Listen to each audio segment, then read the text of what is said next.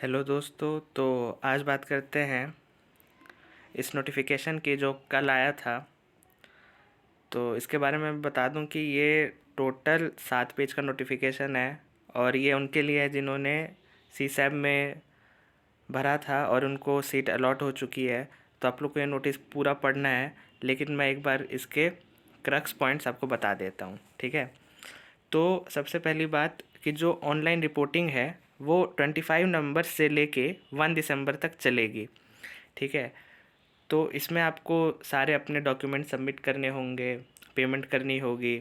तो पेमेंट के रिगार्डिंग यहाँ पे लिख रखा है कि the payment link will be active from 25 November to 1 December 2020, ठीक है। तो ये जो रेड वाले चीज़ है ना, ये तो आपको बिल्कुल मिस नहीं करनी है, आपको बिल्कुल पढ़ना है अच्छे से। और जैसे 25 नंबर से स्टार्ट हो रही है तो यार आज 26 है, आपने वीडियो देखी, आप अभी स्टार्ट कर दो प्रोसेस। ये मत करना कि चलो कल करते हैं परसों करेंगे, बिल्कुल भाई ये इस सब चीज़ में मत पड़ना। आज अभी पता चला इन्फॉर्मेशन, अभी स्टार्ट कर दो प्रोसेस, ठीक है।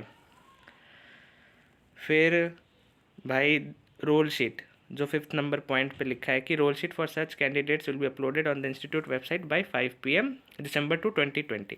तो यार रोल शीट आती है जिसमें सब बच्चों के रोल नंबर लिखे होते हैं। तो उससे पता चलता है कि हाँ भाई, मतलब एक फ़ील आती है कि हाँ अब इंस्टीट्यूट में अपना नाम भी है। तो बस वो रोल शीट पे आपके रोल नंबर आ जाएंगे और आपके बैचमेट्स के नाम आपको पता चल जाएंगे, बस ये खास बात होती है रोल शीट में। फिर 8th पॉइंट आप देखिए, the classes for first semester of BTech will commence from 1 December 2020 on in online mode, ठीक है दोस्तों। तो आपकी जो क्लासेस है ऑनलाइन चलेगी, ये मैंने आपको पिछले वीडियो में ही बता दिया था। तो ये 1 दिसंबर से स्टार्ट हो रही है। तो आपके जो भी प्रोफेसर्स होंगे वो आपको कांटेक्ट कर लेंगे खुद ही। आपका एक ग्रुप बनेगा व्हाट्सएप पे, और फिर जो भी आपके क्लासेस की लिंक होगी वो वहाँ पे आपको प्रोवाइड करी जाएगी।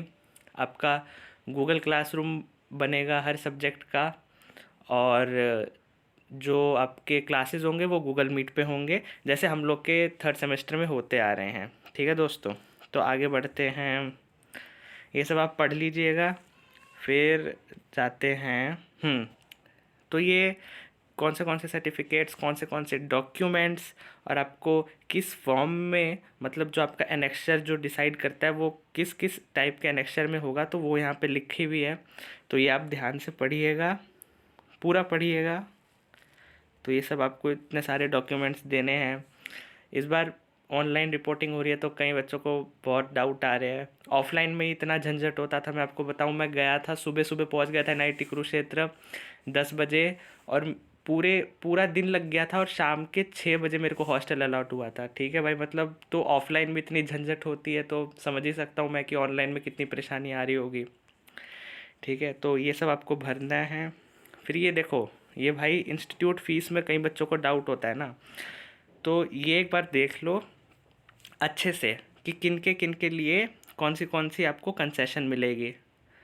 तो जैसे 5 लाख से ऊपर का एक बार है, एक 1 to 5 लाख है, फिर लेस देन 1 लाख, फिर SC ST PWD। तो यार ये देख लो अच्छे से और इसको समझ लेना कि आपको कौन से सर्टिफिकेट, जो इनकम सर्टिफिकेट में आपका कितने कितने अमाउंट से कम होना चाहिए तब आपको मिलेगा, ठीक है। जैसे 5 लाख से अगर इनकम ग्रेटर है तो आपको कुछ नहीं मिलेगा, ठीक है। तो आपको 5 से कम पे मिलेगा। तो ये देख लेना कि आप कितने अमाउंट का इनकम सर्टिफिकेट आप उसमें दे रहे हो, कितना एनुअल इनकम है, ठीक है। फिर यहाँ पे जो है कि आप हॉस्टल रेंट रूम देख रहे हैं ना, यहाँ पे ये देखिए, तो ये ट्रिपल सीटर ही मिलता है बॉयज़ को और सिंगल सीटर मिलता है गर्ल्स को। तो ये ना मेरे को भी डाउट आया था फर्स्ट ईयर में कि एक जगह लिखा हुआ था ना कि हमें सिंगल सीटर भी मिल सकता है, लेकिन सिंगल सीटर दोस्तों सेकेंड ईयर में मिलेगा आपको, और यहाँ पे इन्होंने क्लियर कर दिया है। तो आप समझ ही सकते हैं फिर कि सिंगल सीटर अगर आपको चाहिए तो आपको सेकेंड ईयर में आना पड़ेगा। फिर आगे बढ़ते हैं। हाँ, इनकम सर्टिफिकेट का ये डाउट आता है कई बारी, तो ये यहाँ पे मैं क्लियर कर देता हूँ। किसके द्वारा इशूड होना चाहिए? Revenue officer not below the rank of तहसीलदार।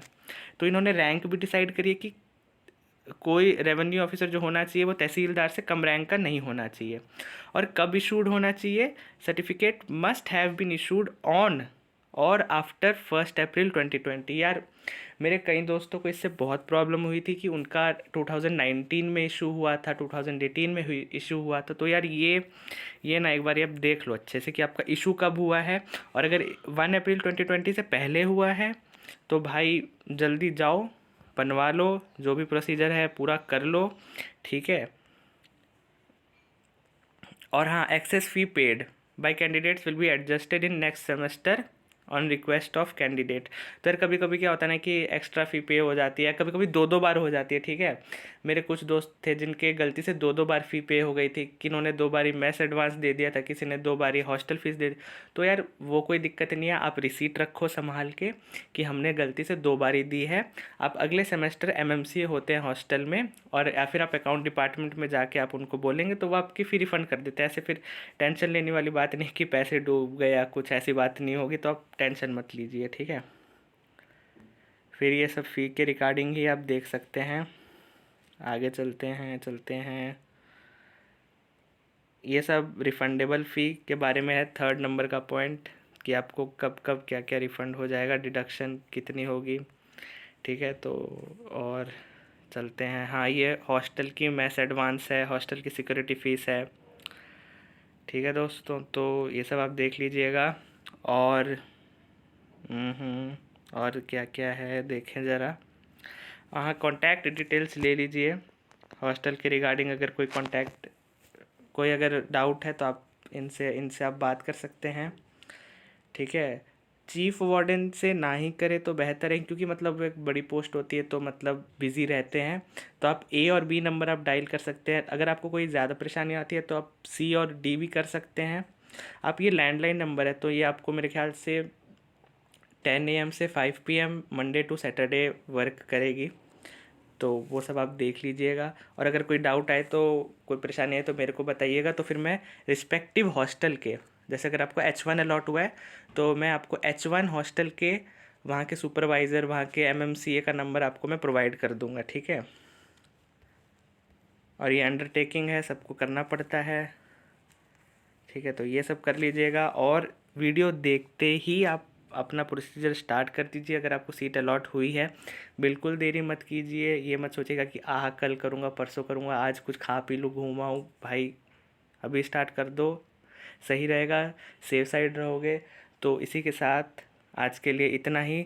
मिलते हैं अगली वीडियो में। टाटा, बाय बाय, नमस्ते और ऑल दी बेस्ट आप सबको फर्स्ट ईयर के लिए।